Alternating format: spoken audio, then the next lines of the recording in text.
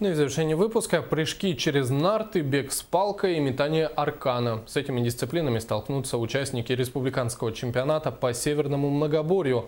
Он стартовал в Алданском центре подготовки лыжников. С подробностями наш корреспондент Татьяна Вахнина.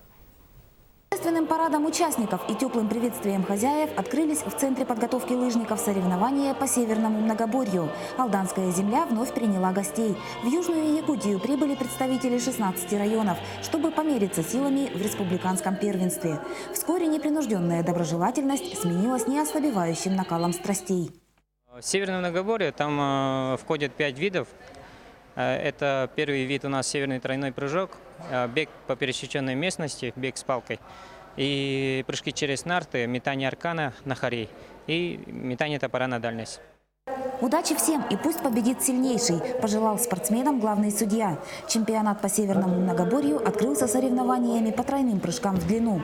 Первыми на старт были приглашены юноши и девушки 14-15 лет. Зафиксированные результаты впечатляют.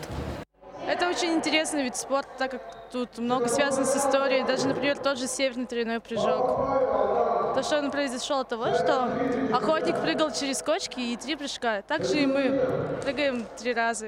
В чемпионате и первенстве по национальным видам спорта принимают участие порядка 100 спортсменов. Состязания проходят в нескольких возрастных группах.